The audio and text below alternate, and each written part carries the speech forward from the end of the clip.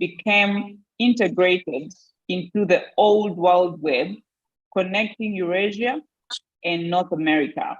And in the last century, local and regional web have merged into an increasingly dense cosmopolitan web.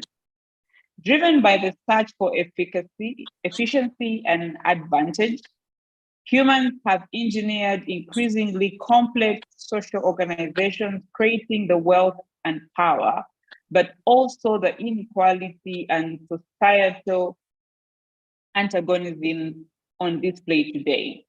The major theme of the attempt of the McNeils is, so John Caulfield's, the construction and expansion of the human web or interconnections that tie cultures and civilizations together ever more tightly. The emergence of webs binding societies together through transportation, communication, economics, politics, and interaction with the environment. Peace studies has realized the global emergence of cultures as much as only a structural essential of peace building. The structural change is the result of personal change and also its conditions. Thank you very much indeed, Hannah. You are welcome to Global Peace Studies for Sustainable Development in Africa. And the theme today is the power of science and spirituality in establishing global peace. And the speaker today is Dr. Kaushala Prasad Mishra, who has been president of the Asian Association for Radiation Research, has been also the former vice chancellor of the NGB University, Allahabad, and also ex-head RMB, HSD, Baba Atomic Research Center in Mumbai, India. He's also president of the Foundation for Education and Research in India, and a board member of the World Intellectuals Wisdom Forum. Please join me in welcoming Dr. Mishra, Kaushala Prasad Mishra. It's a pleasure having you, Dr. Mishra, and I know you're also a regular participant in this call, and I would like now to invite you to please share your screen, and I would like to welcome everybody who is joining us today and has joined us. And so I will ask you to please mute your microphones. Hello, mute your microphones, please. And it's a pleasure seeing all of you. And then we will proceed after his presentation. Then we'll have a session for questions and answers. So you are welcome, Dr. Mishra. Okay.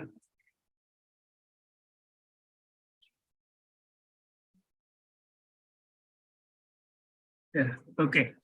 So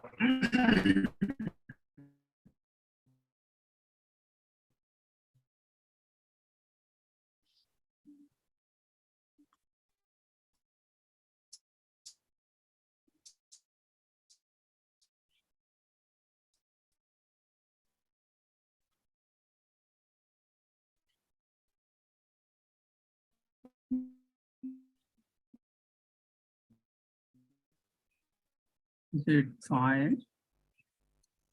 Okay. Okay, John. And let me explain today, and I'll education and spirituality. So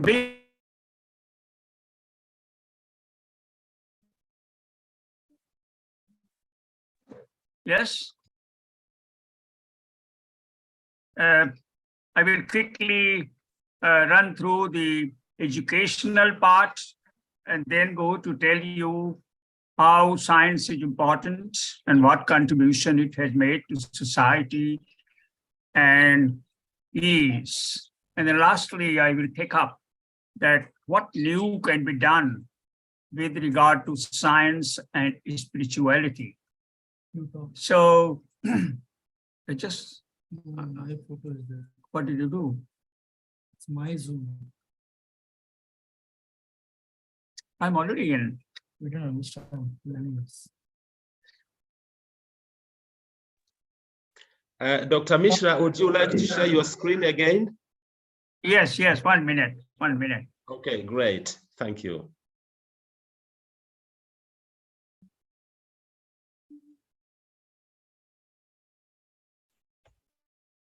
On कर रहा हूँ। Ah. Oh, recording automatically. It's on a video. Has it come? Lecture कहाँ? Video. Lecture करिए, share करिए. हाँ, right. Lecture is here. Yeah, that's right. Yes. Yeah. Are they able to see the screen? Fine. Are they able to see the screen? Yes. Yes. So, Josh, let me again extend Please.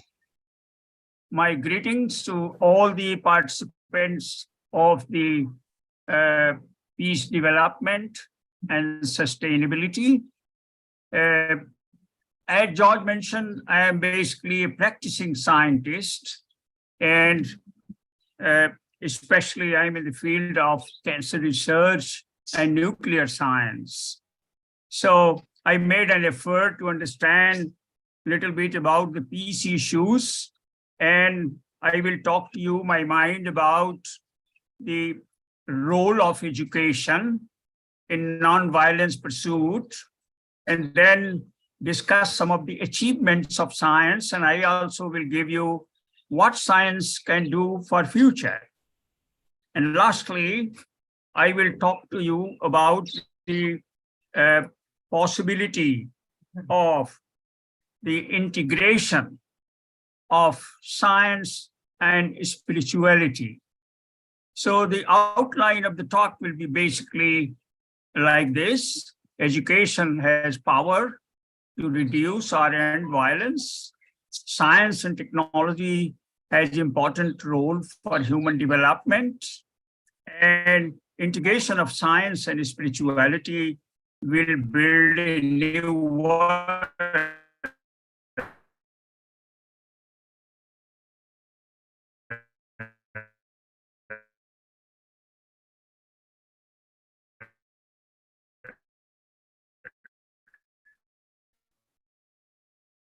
And will help us in discover truth.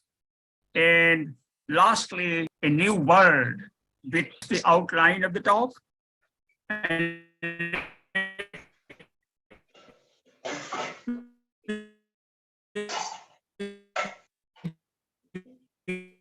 again, telling one thing what happened last week. Last week, and they don't say it.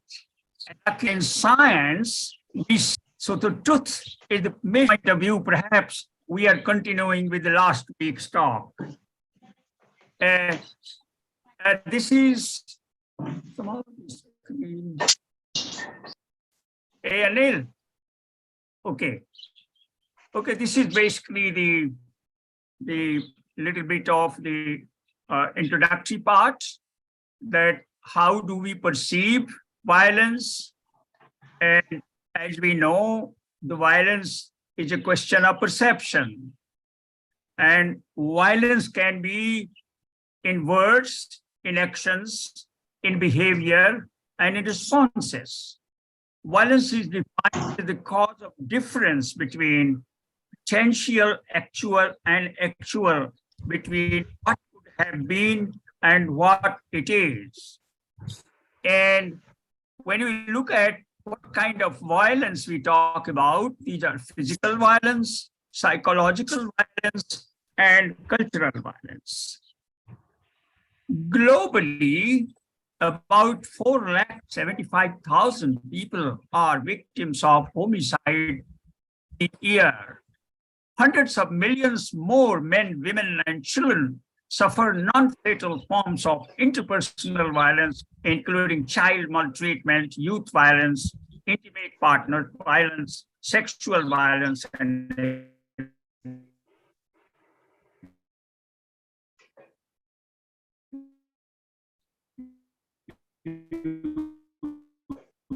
of older people, and so on. It is estimated that every day from warfare, 2% of the global mortality. The principles of nonviolence says that the physical violence, in order to achieve social and political change, physical violence is rejected. Some globally important examples of violent protest for freedom and liberty are, you may recall, what happened? Continue. US civil rights movement, Satyagraha movement in India, and peace people movement in Northern Ireland, and many others. At this moment, I should like to remember the name of Martin Luther King, who popularized peaceful protest in the United States and employed the philosophy of nonviolence.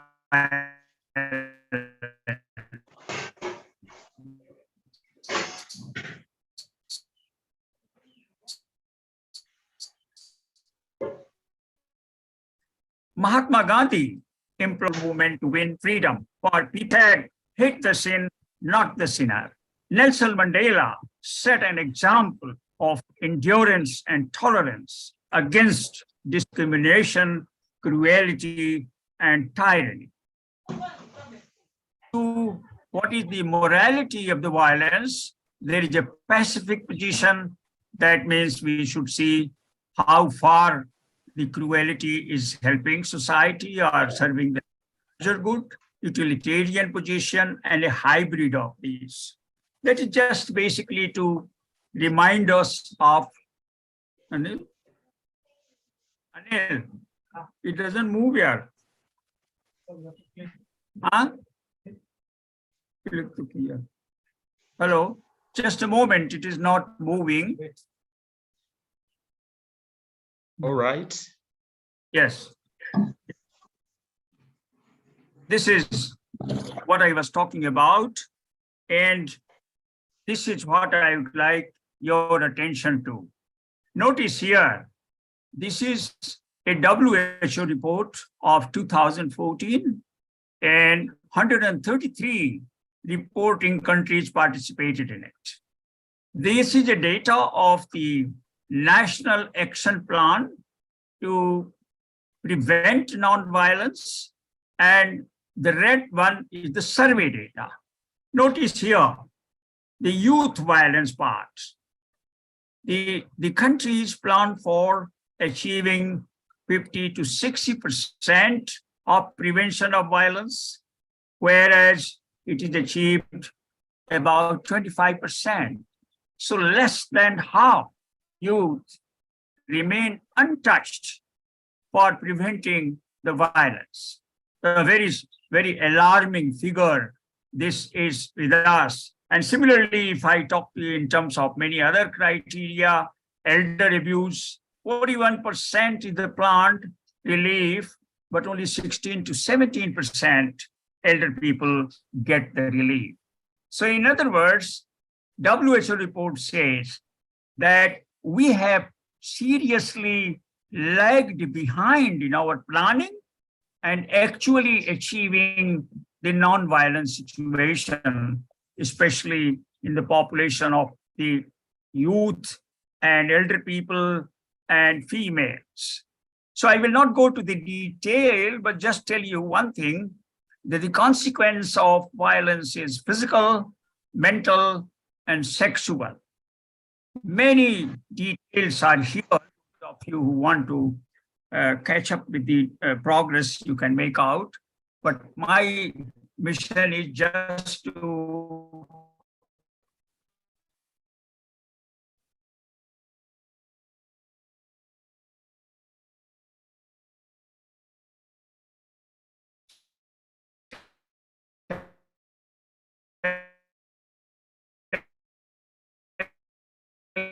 you that youth violence is a global health problem. Bullying and physical fight to homicide. World to 29 years of age of homicide globally, 4,25,000. Now, why the violence occurs? Why youth have tendency to cause violence? There are several of them, but I've just tried to outline here and would like to elaborate on one, what we call community effect and neighborhood effect. Also, the drug and alcohol abuse. And lastly, the mental illness, the soundness of mind is what leads to cruel behavior, what leads to violent behavior. So globally, youth indulge in bullying, physical fighting, sexual and physical assault, and homicide. Homicide is the fourth leading cause of death in people in 10 to 29 years of children. When it is not fatal, youth violence has a serious, often lifelong impact on a person's physical, psychological, and social functioning. That's important because those who are not tuned with the expected normal behavior, there has been a genuine cause somewhere in upbringing of the young people. Major cause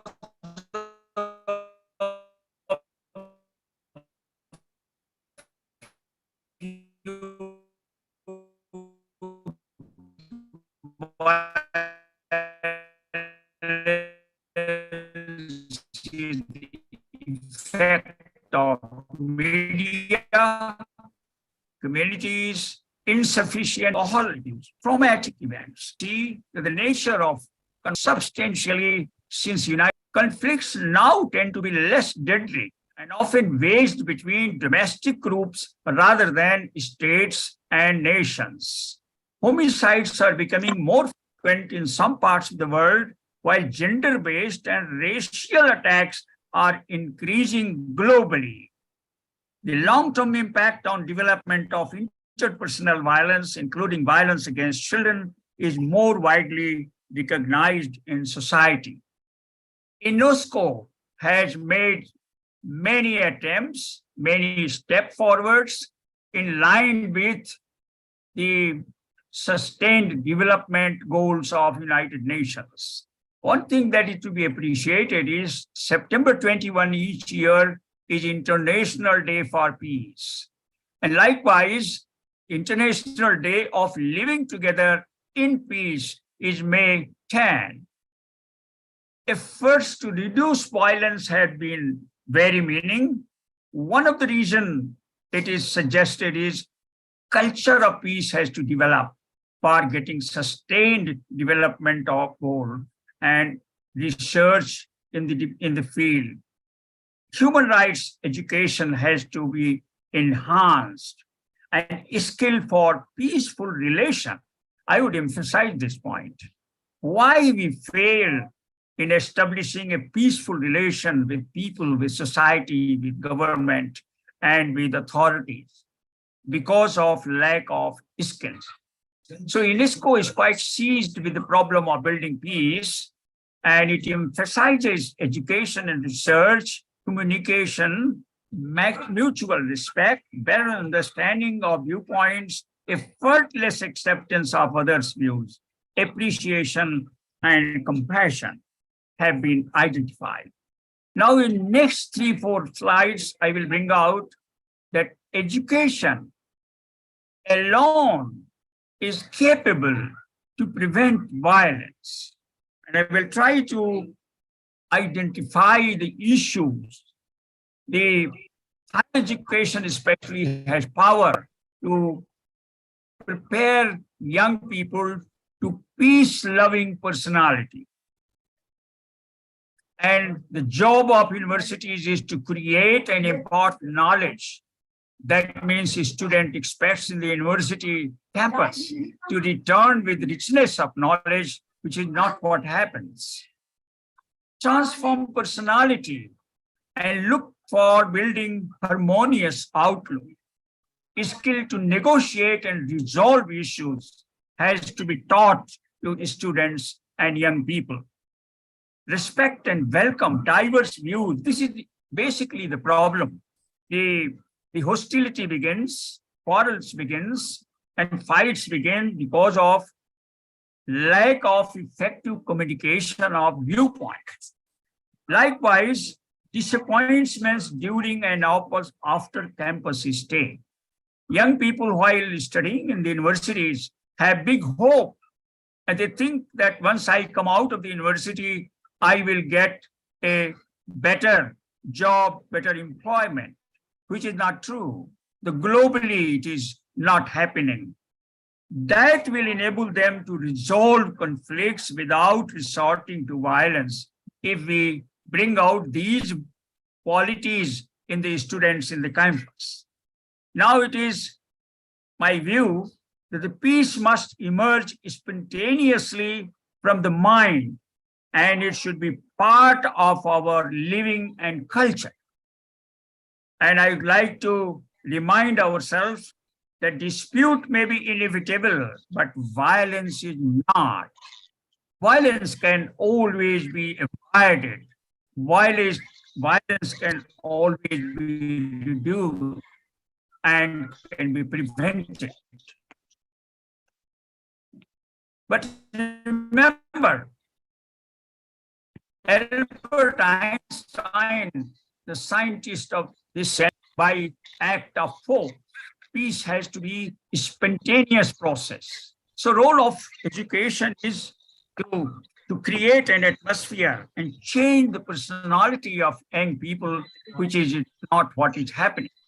The role of education is to transform students at early age and engage them in group and project activities. So this is sort of one suggestion, that young people remain outside the network and webbing of the group projects. Identify appropriate corrective measures for aggressive, arrogant, and impulsive children. This is known right in the beginning of the education system. Child should not be excessively isolated, and that's the mistake.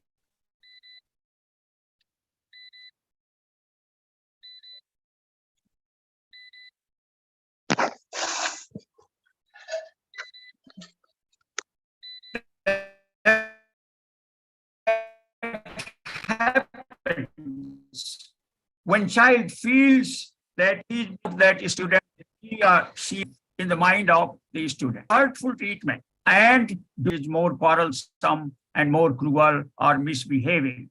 Subtle close watch on tendencies to mischievous activities, rebellious attitude, inclinations to disruptive and destructive tendencies need to be monitored right from school level. What is the problem in the campus now? There is a knowledge deficit problem. A student feels he has come for knowledge in the university, but he returns without knowledge. Suppression of spirit of inquiry. Students are not allowed to ask questions, whereas the basic point of education should be to allow students to ask questions and inquire about their curiosity. But this is snubbed and this is killed right in the childhood. Young students should be motivated to social and sports activities. They lack exposures and lack to deal with challenges in life. They are not taught what are the problems that we have to face in life. So students remain disconnected with social issues. This is a major problem, global problem, where students remain disconnected with the social issues. Enormous energy and potential of students needs to be channelized in socio-economic projects, whereas they are deprived of it. No training for negotiation, winning arguments, goal setting, very important. I have seen students who are very weak. I have seen students who feel dejected in the class. I have seen students who do not match with the level of teaching in the class, and they become antagonists. And I have been able to bring change in them by recognizing this problem in the educational institution. And when they get a feeling of that coming out of the campus of the university, that there is an employment problem, they feel they are betrayed. They feel they are cheated in terms of money and in terms of time. So also, they are not trained to meet the needs of the industry. This is a common factor. So university is in fact creation of knowledge, but students return with superfluous knowledge. The spirit of inquiry is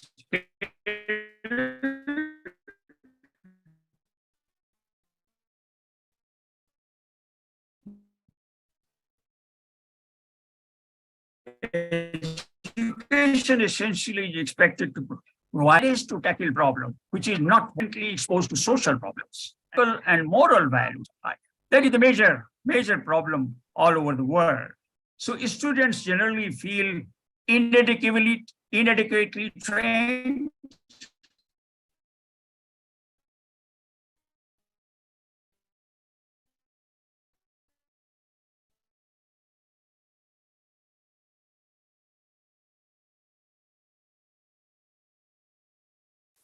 Feel desperate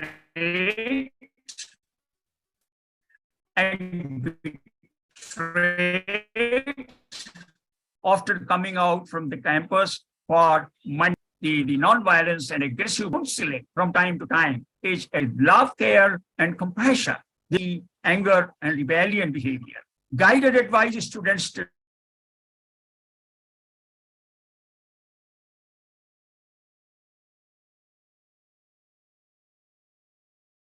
remind students that they have to be good citizen of the country and they have responsibility to society. So this part needs to be looked into when we are bringing the measures to reform in the campuses of the university. Am I disconnected? George, am I disconnected? Yeah, we can't see the screen. Oh, that's bad. Just a Yeah, moment. Yeah, Just a moment. that's all right. Okay. I will just come there. So I was just touching the point that what is the problem in the university campuses, and now I will to just say what are the efforts by UNESCO in line with the SDG program, the establishing of the culture and peace and 9 areas training centers, culture, peace, SDG for research and sustainable development, awareness about human rights education, skill for peaceful relation, good governance system, prevention of conflict. So UNESCO is seized of education, research, better understanding of the situations, appreciation, compassion, and so on. So there is already effort from the global bodies for doing better job and also try and see to come out of this malady. Next, I will now take up some of the important points. University system is expected to produce responsible citizens globally. And this is a very serious problem that nobody recognizes this fact. We expect students to well behave. We expect students to be aware and to be more positive minded, but actually we do not pay any attention to bring out the quality of good citizenship among students. So normally, generally, when students come out of the university, they feel inadequately trained, they feel desperate, and they feel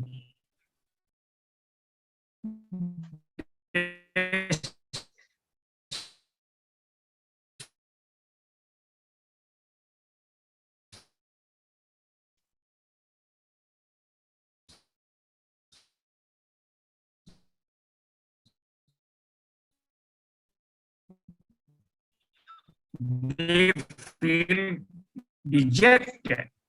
And that's the problem that leads. So here I am even the weakest of the weak and try and see that this is the job that we at the lacking. And environments and situations allow or disallow the intrinsic human potential to unfold.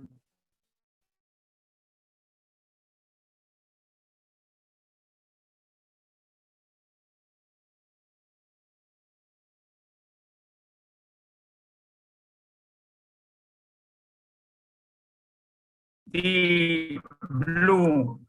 Necessary unconditional support from motivates the hidden talents, poor performer in the class, a greater care, motivation. Students should feel supported in the university campuses and after the university campuses. Anil, just a moment, it's not moving.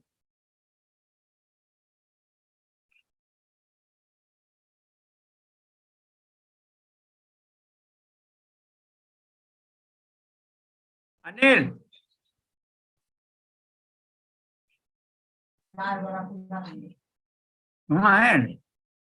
Yeah. So keeping in this view, the importance of this point in the university system and the United Nations SPG goal, that is the goal of quality education. And for giving quality education, it's important that it can you, yeah, this, okay. It's important that students are properly counseled and they are not allowed to move to illicit trade or unwanted activities of violence. So there is quite possible that with the little bit care and attention in the universities, we can avoid the non-violence in society. Every child or individual is born with talent, potential to grow and bloom in life. Spotting of this talent is an art and it's a science. Necessary unconditional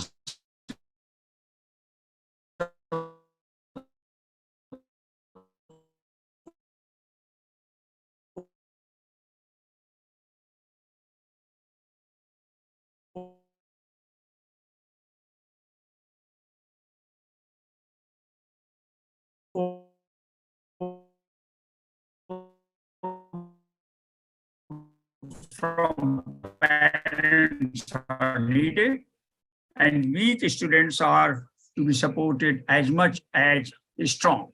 So these are and how this can be remedied out of my experience in the education students and also out of my movement in education.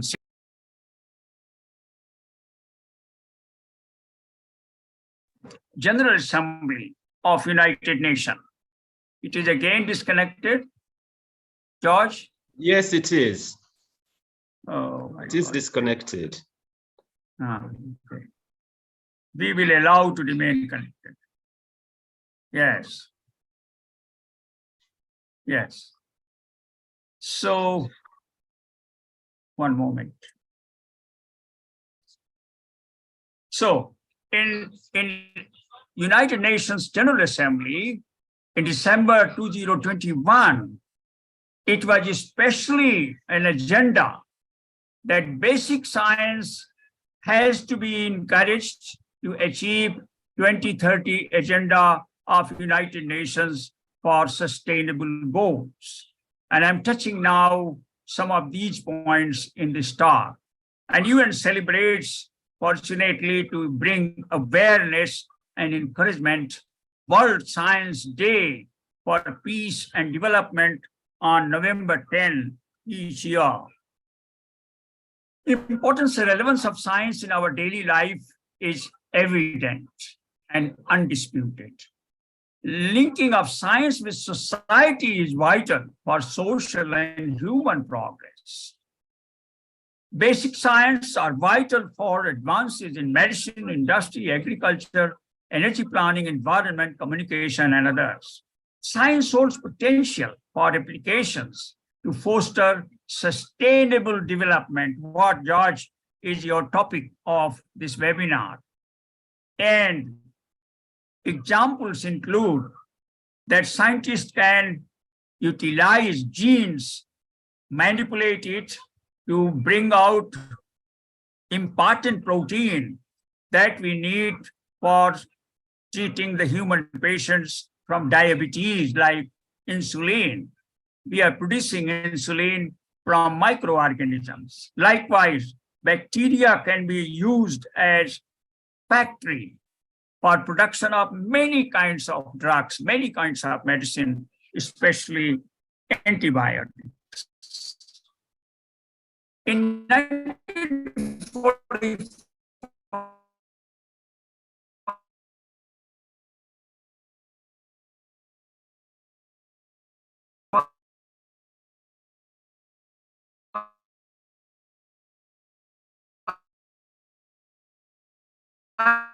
United Nations was primarily designed as a tool to manage interstate relations, Second World War. While today, nature of the day, more and new complex and bold responses and strengthened collaboration between states, as well as private sector and civil society. Institutional boundaries must also be bridged so that political, human rights, and development partners can work in concert.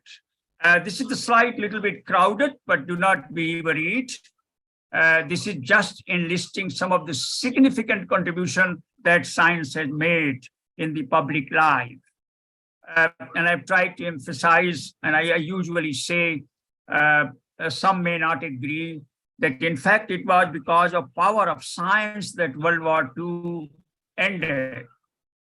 And after 1945, today we are in 2023, and there has remained the peace because of the deterrence that science has created.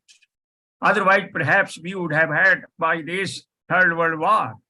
So it's my strong belief that the progress brings peace, and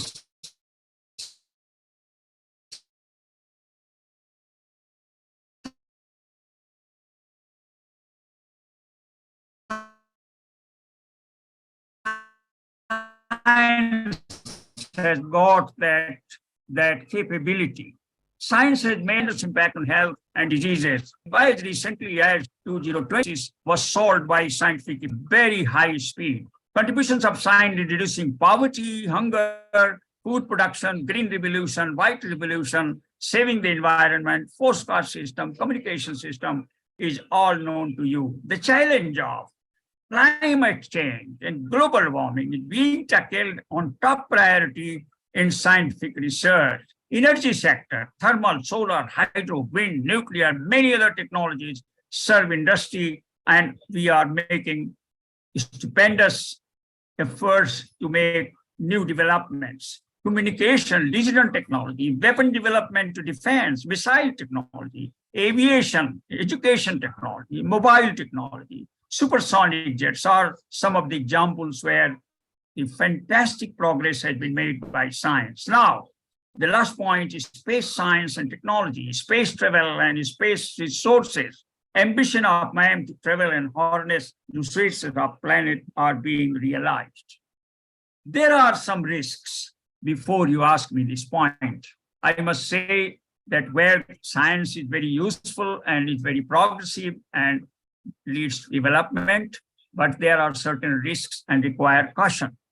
So we scientists believe in developing technology, and the risk part, or the part that is not desirable, can always be managed by further research and developing technology. For example, the AI technology, software technology has given us new tools to be very important for police and counterintelligence agencies, but it has also increased the risk by misuse, by miscreants. So technical advances are very many and plenty, and I will not go to count on them, and will only say that international cooperation at the moment is in strain, and diminishing global potential for prevention and resolution of conflict exists on the planet, which is not very happy situation.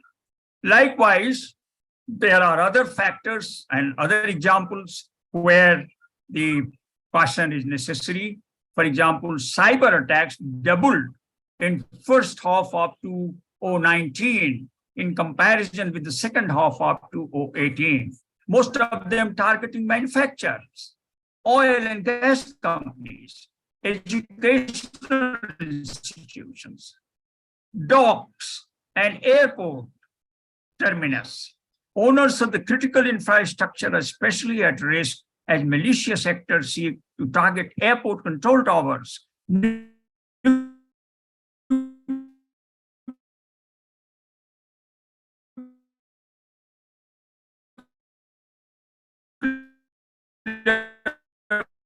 power plants, hospitals and dams, and so on. As we increase in technology, always been useful to man, risk is smaller than the benefits to society. And I think that should be quite respectable part. Now, this is the last slide in science part of my presentation. And I would like to remember again that science is making rapid progress in multiple sectors and it is speeding up its research in unraveling the secrets of nature. Aim of making disease-free society is being realized. Longevity, disease-free, and creating ageless society is becoming possible. Gene editing and gene therapy technologies are in the offing. Genome science, predictability of disease has become possible. Imaging technology in medicine has opened many new vistas of detection, diagnosis, and treatment. Environment control and management. I would like to just mention here, this is the research of the century, quantum mission. Every country has now gone to open quantum mission, which will almost change the technology in time to come. And jokingly, I tell in scientific gathering that 50 years later, when you return to this earth, you will not recognize this earth. The development speed is so fast and so varied and so interesting. So there is the existence of some nuclear weapon which poses danger, but at the same time, it is a deterrent to peace. And many countries dare not to indulge in war because of the fear of being annihilated. Likewise, there are technologies, missile technology, and START technology and treaty, which are at the risk of being ignored, which is not good for the world, and therefore we need to pay attention to that. Now I will say a few words about my perception of lack of global peace, especially in African countries. Just few words and what I look at is research argues that war and conflict in some African states come as a result of poor government,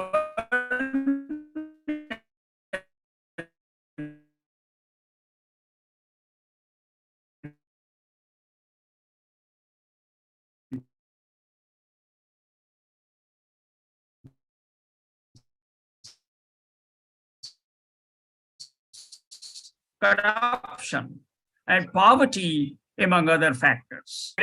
In various dimensions, education, awareness, and united for Mama is laudable, Mutelamwa, and I admire this of the continent. Now I move to a little bit on the state wars and conflicts and the conflagrations and meaningful solution to those problems in Africa. And I imagine that if you ask the question, and sometimes we discuss in the international meetings, what then are the causes of these unending wars in Africa? How far have they weakened cohesion, unity, and potential for development of African continent? What can we do to overcome this monster? Answer to these questions may be found from discussions and seminars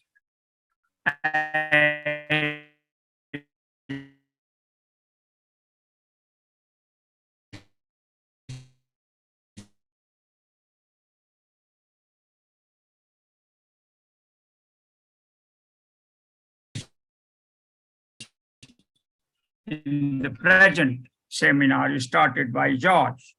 of the unrest in the world for conditions of the factors like related matters, political ambitions and political polarizations, alcohol and substance misuse, and social shame of the violence frequently carried out that discourages the victim to report. Now I will talk to the last part of my talk, and I think I have 5 minutes more or 10 minutes. Judge, what do you say? How much time I have got? 5 minutes or 10 minutes? I started at 6:35. Yeah, you have 10 minutes. Yes, I have 10 minutes. So I need discussion. I will wind up now. But it's a very important part of my talk. And I request the question of the audience what I want to say in this part. So the world is set to make new discoveries and new explorations and look for new opportunities. And human oneness is necessary. Space science and interplanetary travels are rapidly growing. Space explorations advance knowledge and generate possible resources, say metals and minerals for the utility of the people. By end of 21st century, science and technology together with spirituality may empower humans with enormous evolution of consciousness, rendering hitherto unknown capabilities, say reading minds of others, unsupported travel to long distances, unsupported travel even to other planets. It's possible.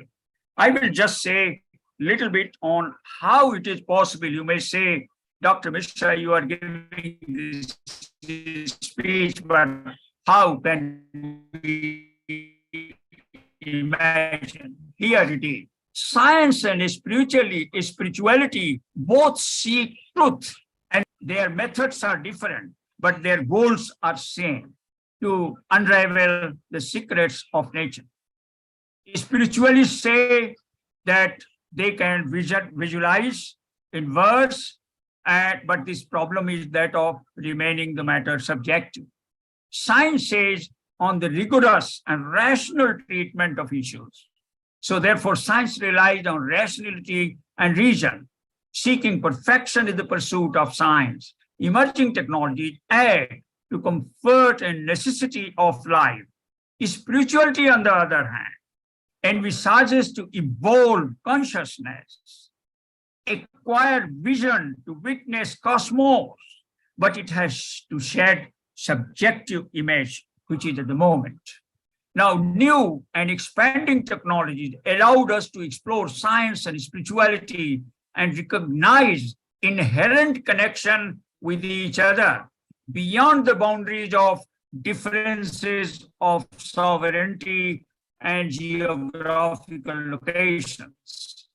Pathways to Peace Partner Live A Movement is an application that is a beautiful example of how technology can be used to enhance peace within, promote emotional intelligence, and connect us to like-minded people around our planet, like this gathering is. We are all like-minded people, curious to discuss some of the worldly issues. Therefore, we are together, but it's not needed more. So what is the new world I said is in offing? I say that the new world order is in waiting. And how I say that? Deeper knowledge of spiritual forces put on scientific principles and invoking of spiritual forces for society applications is becoming possible and is in the imagination of scientists. A spiritual force at the moment, we do not know the head and leg of it. But I imagine that in time to come, we will be aware of the spiritual force and we will be beneficiary of this force to make advancement, personal as well as societal as well as national. The motto of family, one world is coming closer with the application of, if possible, with the application of science and spirituality. One planet, one family, and one future may become reality. New world order with borderless nations, free of language inhibitions, and absolutely being the part of the family is becoming possible.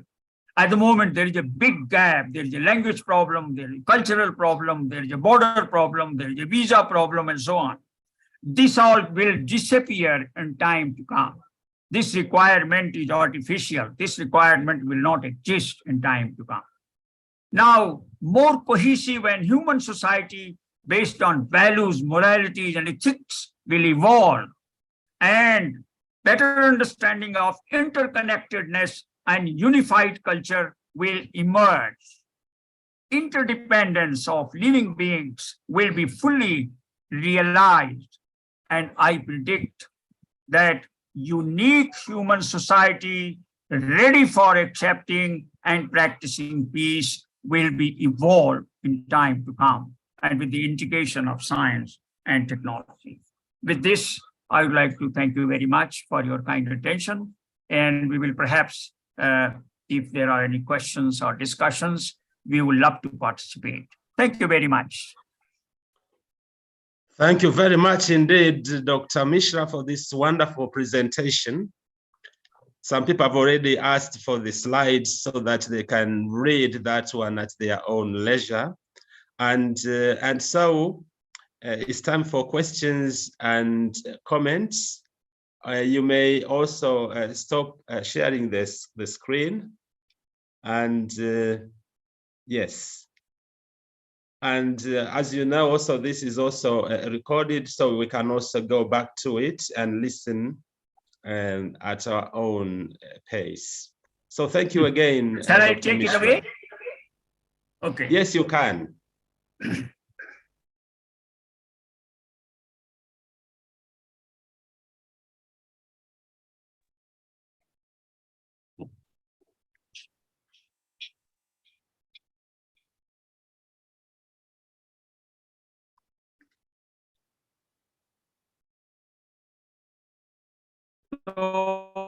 Yeah. You may stop sharing the screen so that we can see the participants if they have questions and comments. And I can see Janet has raised. There are no questions, or there are questions, but if you can stop, please, okay. sharing the screen. Yes, yes. Yeah, thank you. Yes. So, so I hope I conveyed to you some points, and I hope that you can see the vision of a scientist and also the one who is curious to see peace on this planet. And please bring your question.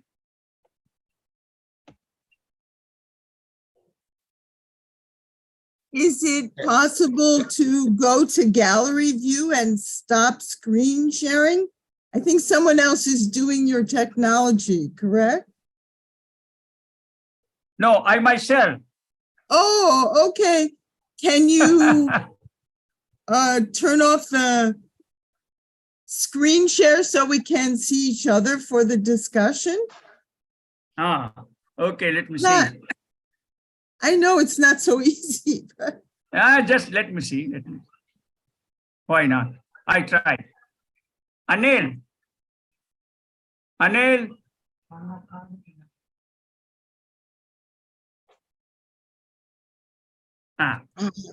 All beautiful. right. Perfect. Thank you so much. You're welcome, Janet, to ask a question or make a comment. Okay, well, I'm really grateful for this wonderful, very knowledge spanning presentation that you've given us. And I'm awestruck with your ability to think globally, locally, spiritually, scientifically, and educationally. And so I acknowledge that. I'm interested now in generating what I call an ecological peace paradigm, which moves beyond simply human to human violence or government to government violence And I think you lay out some of the principles that would be relevant to this work. So, and because I work in peace education and political theory, in peace education, I see that education is often oppressed in the sense that education seems to be for children and youth. But your presentation also points out to how adults and civil society and government and other kinds of leaders and official authorities, we all need to be educating for peace as we are having this seminar. So my question is, can you point to more ways that I think you're very engaged in education for adults and leaders and civil society? Could you point to some more ways where what you're proposing is developed for adults? Mm-hmm. Yeah, I think. Thank you. Thank you for your comment. And with regard to your question, I have thought over it, and I also practiced in the university when I was vice chancellor. I gathered some students in the university campus who were having some grievances, not grievances against the university, but grievances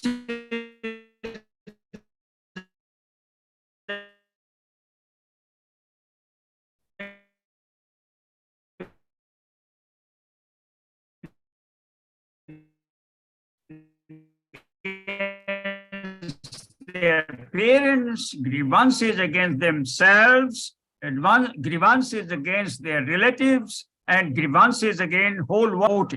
And believe me, some of these students were in tears. Never heard anyone talking with compassion. They are starving of support, starving of human touch. So no matter how violent a student is, how indifferent a student is, how neutral a student is to education system, I can orient that student to studies and to programs and to new goals.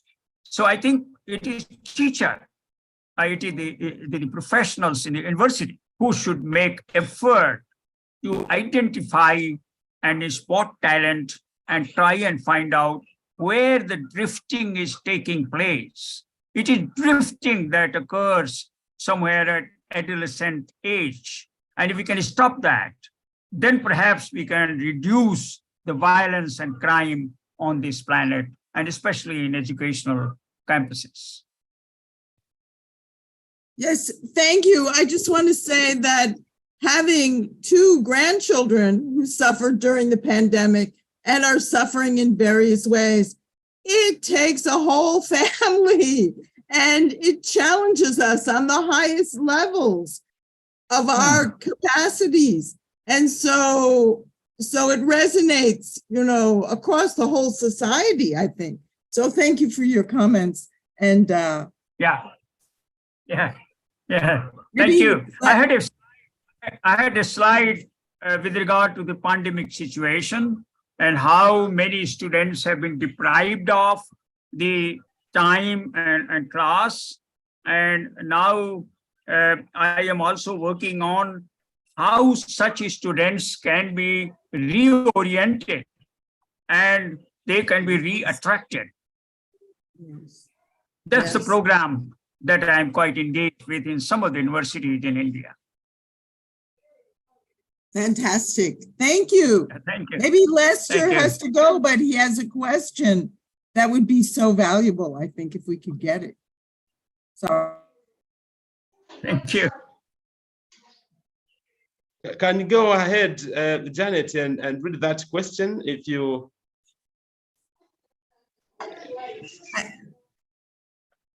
I thought if Lester's still here, he has a question, but he also has to leave.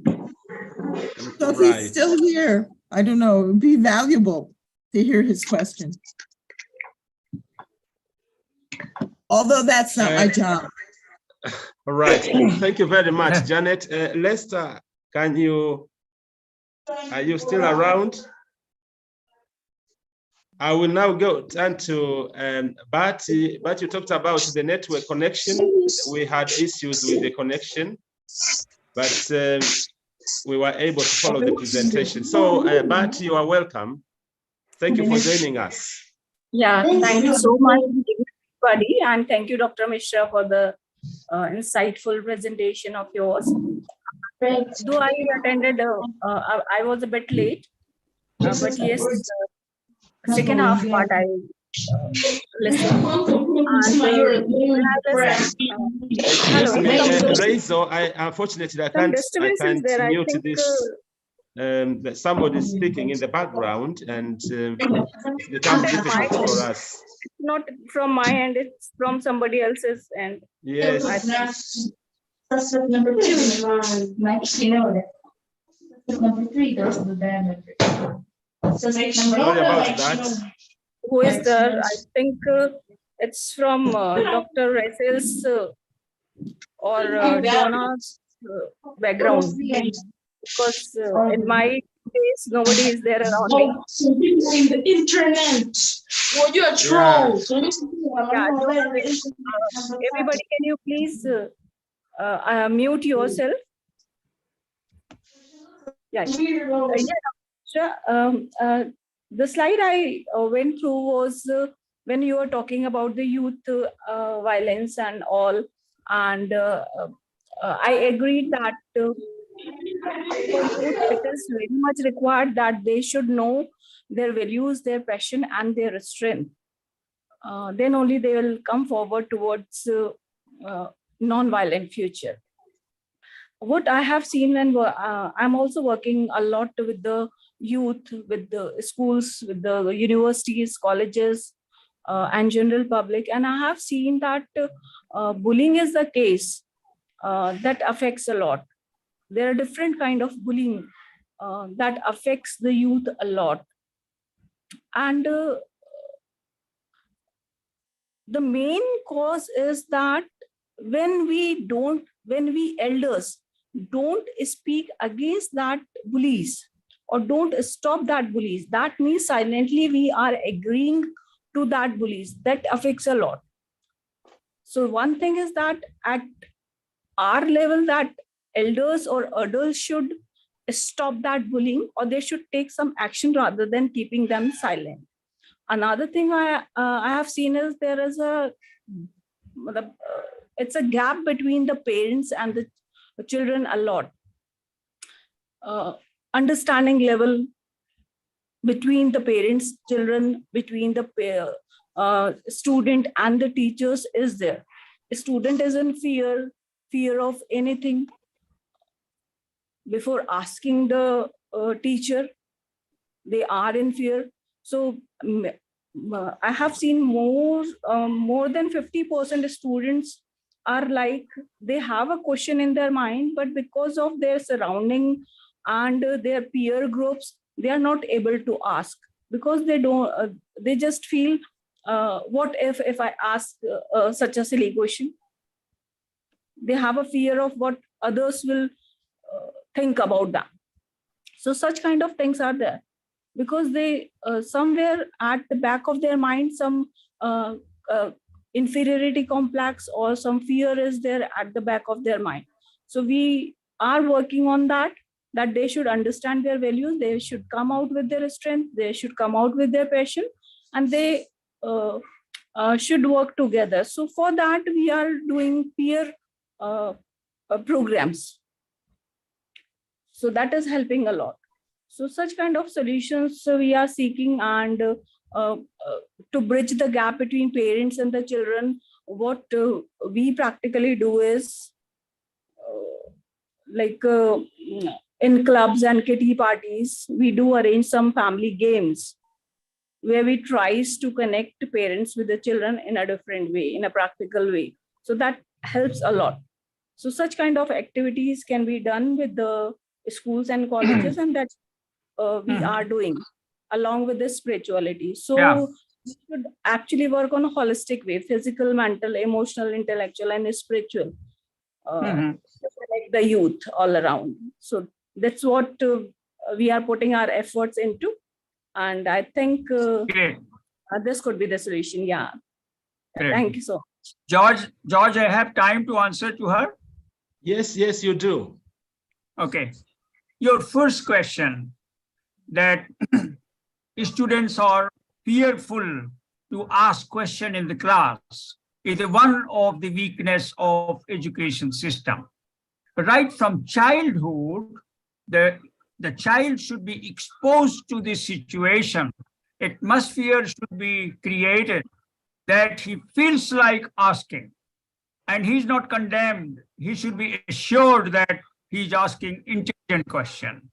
So this part, you are right, is a psychological question, and many students are inhibited in asking the question in open field. To my experience, I have seen that when I deliver a talk, not only in India, but also in Germany, I have seen many students do not ask the question out of fear in the audience, in the hall, but they're waiting outside to talk to you on a personal way. And this is the question of the training students from beginning, school level. And mainly I talked about the students at the university level in higher education.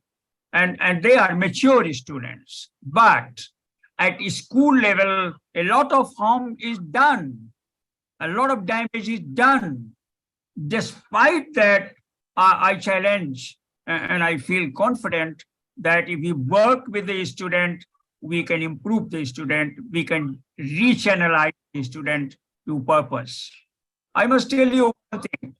In my experience, when I was Vice Chancellor, I came across some students who were around 20, 22, and they confided in me that they feel like committing suicide. And when I gave them time and I talked to them, found out what is the problem, it was solvable. And I solved the problem, and now they have family, they are educated, they have job, and they have good life. And they keep telling me whenever I meet or they write to me that I gave them life. So it's all at teacher level that a lot has been done. Yes. Yeah, that's what my point is, Dr. Mishra, that the teacher should be, the Yeah. observation of teacher should be there to analyze the student and to take out the strength and passion of the student. Yeah. If the student is not coming, it is The our other- role as a teacher to make them come out.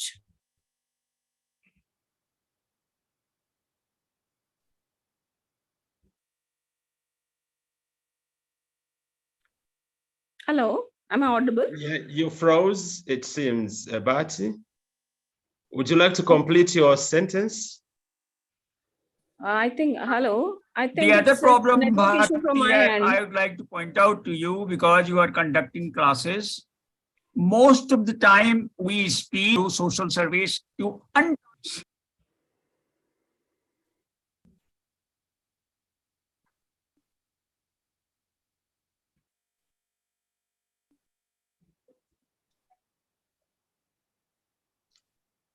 Yeah, we are having some technical problems. We can't hear you. Maybe you can complete your idea, Dr. Mishra. You were saying something and then froze. Yeah, it's fine. It's fine. It's fine. I think more or less she got the message. And if there is anyone else having any question, different type and different direction, I would welcome. Great.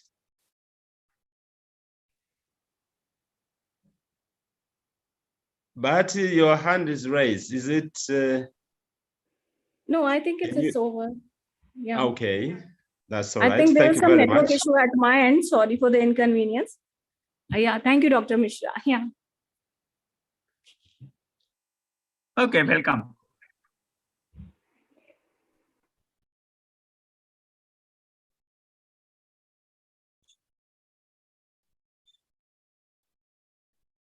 Well, I I Yes. could always make up another question if no one else Sure. has one. So Okay.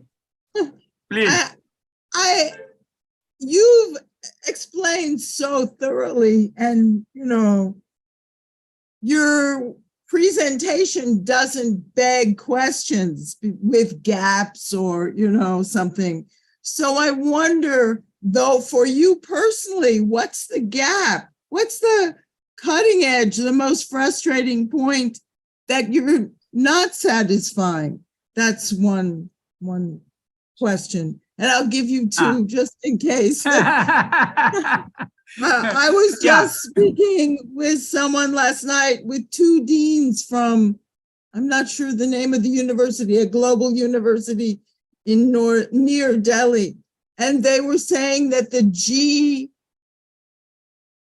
G9, is it still 9 or is it G10 now? The group of power brokers are all meeting in India. And across India, there are various seminars and actions on all the topics of the sustainable development goals. And so leaders like, Putin, and from China, from the US, from Turkey, from all over are in this historic meeting coming up in September. Do you have any resonance with that? So the first is, what's your cutting edge frustration and path? And the second is this global summit meeting affecting you and your work? Thank you.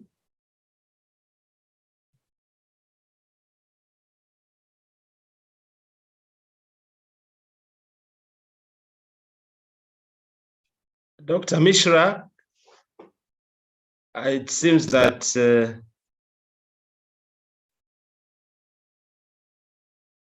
He froze. you froze. Yeah.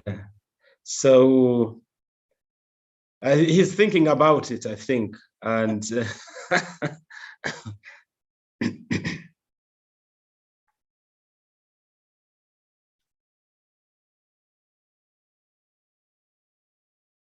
Could someone else speak? There's a few other people are here. No. Oh, there he is. There It's he is. enjoying to expand experience is to be welcome. Do you listen to me? there were some questions to you, Dr. Mishra. Yes. Yeah, from Janet. I don't know whether you heard them, or maybe she needs to repeat them. No, I got her point. I will tell her. Right. Janet, your first question of desperation that sets among the students. It is a question of expectation versus achievement. See, a student who comes out after doing post-graduation in the university and gets a small little job and a small little salary, maybe he is a satisfied person. But very ambitious person, if he is getting even moderate job, he is dissatisfied person. So satisfaction or dissatisfaction is a question of ambition, question of setting the aspiration level. That's one. The second thing is that when you engage in any activity, you enjoy that activity fully when you see the purpose in your engagement. If you do not see that you are engaging in a very important activity, then no matter what you are doing just for doing sake. So therefore, I think as an educationist, as a teacher, as a scientist, I look forward to anything that I do. I look forward to see whether it is giving me joy. And if it gives me joy, I go to the deep of it. And then I can take up that matter, discuss that matter, present that matter, read that matter, and can bring to the next level. So I think that is the way of developing, that is the way of touching the horizons. Yes? Thank you so much for that response. I also, Sydney Callahan, a Catholic woman, feminist intellectual who I have the privilege to be in a group with, is also saying, where does hope come from? Hope comes from commitment. And where does commitment come from? Commitment and dedication when you see a possible impact and you are allowed, you see the path to engagement. Those are the things that bring hope.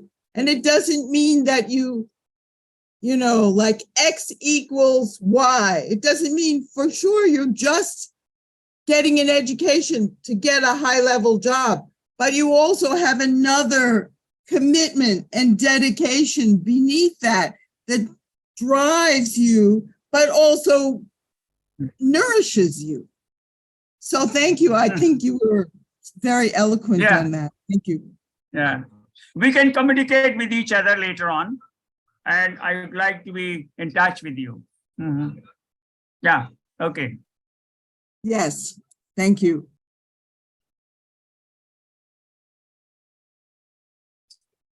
I don't see, yes, I don't see other questions, though Peter Barras had promised to send some questions because he left early, he had another appointment. And you also mentioned MAMA. So actually this is the network that organizes the Global Peace Studies for Sustainable Development sessions. And you kindly, really pointed out that it was a good initiative. And maybe you'd like to tell us more about it, because I think we are the members, we are the network, because it's not membership based, but so anybody is welcome to join us, and whoever speaks to us or attends this is essentially really a member, and no obligations. And but I think that it's definitely a good initiative. Okay.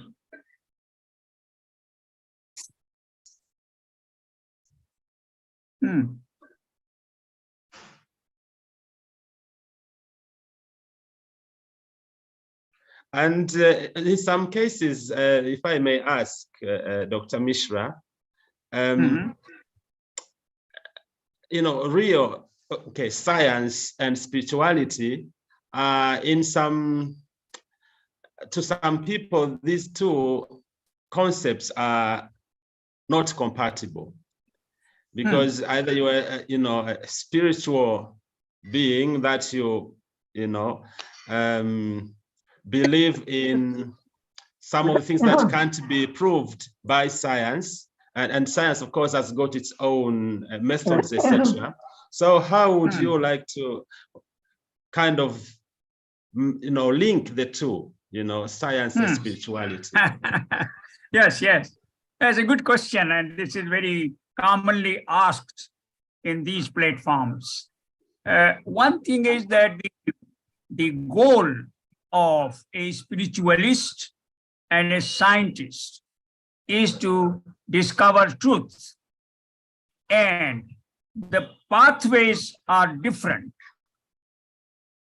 If we can look for understanding what is the pathway that science can accept, or what is the pathway that a spiritualist can share, we can certainly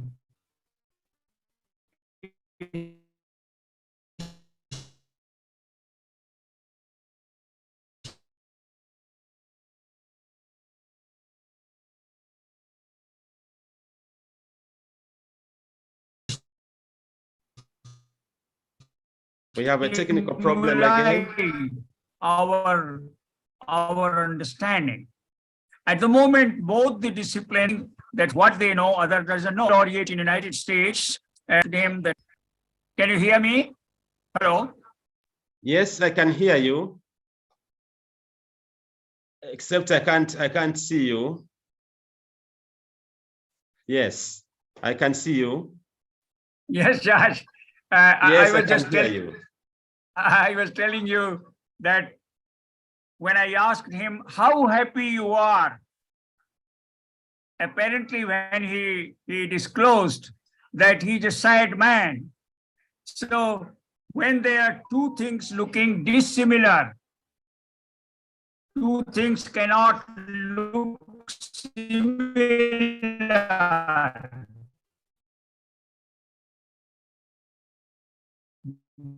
There is science.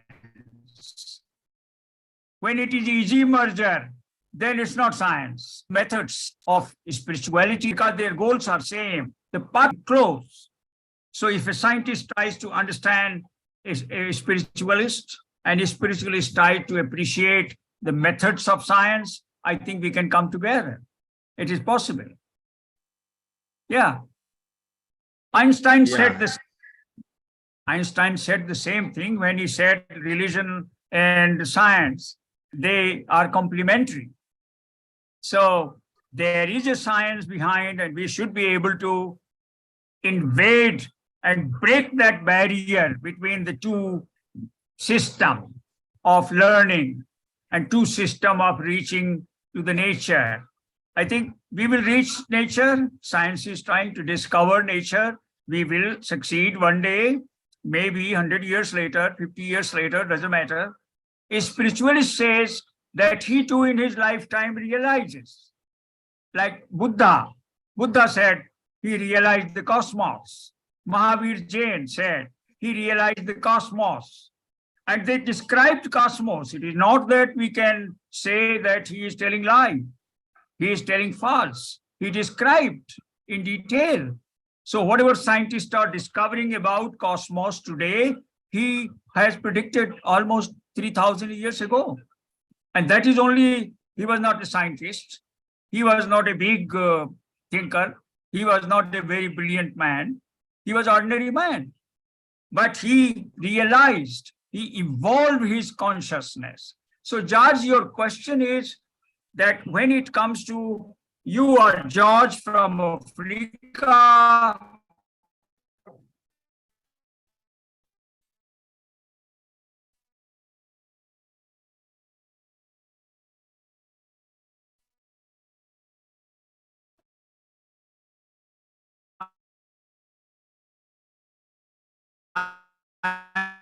Mishra from India.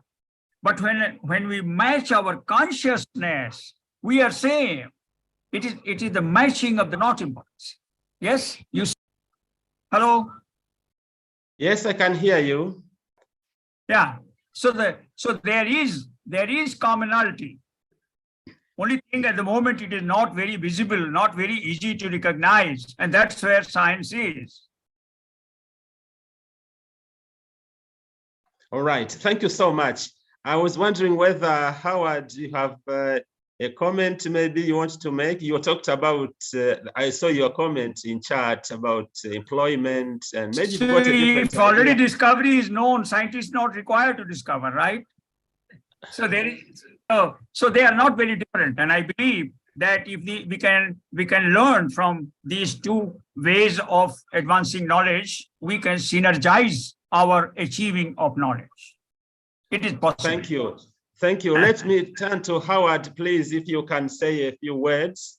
Okay. Well, the point I brought up on the chat was that one of the great problems humanity is facing, and this isn't new, this is going on for a very long time, is that there are more people who need good jobs than there are good jobs to be had. And that was classically explained by John Maynard Keynes with the point that people don't spend all their money. And since they don't spend all their money, that some money is sort of subtracted from the system is not going to buy something next time around. That's what Keynes thought. But I think he didn't quite understand himself. I think this fact that people don't spend their money and therefore people aren't getting jobs or are getting very bad jobs sometimes. That's part of it. But the reason why it's so bad that people are not employed is that other institutions, here I think Dr. Mishra would agree, families and neighborhoods and churches, tribes, clans, they're not helping either. So we're living in a society of too much individualism, where if a person needs help, he's not entitled to ask for help. And if someone asks for help, you're not entitled to give it. We're not organized in a way that's really comfortable for people. And also another part of it is that governments are always trying to create more employment. It's always falling behind, and they're trying to create more. And some of the things they do trying to create employment are as bad as the unemployment itself. So that's sort of the general idea. I've written this up at huge length in Spanish and in English, if anybody wants to go into details. Thank you so much indeed, Howard, for your comments. And Yeah, thank you. Thank you. yeah, we are actually now coming close to the end of the session for today. And I'd like to thank everyone for your participation, for supporting Global Peace and MAMA. And I thank particularly Dr. Mishra for his wonderful presentation. I'm looking forward to seeing all of you next week, the same time, always on Wednesdays. And this time we'll be talking about the oceans, sustainability, the ecology, etc., with Antonio Allegretti and Brian Galligan. And so please join us again. Thank you very much indeed. All the best. Most welcome. Most welcome. Thank you. Thank you. Thank you. Thank you. Thank you.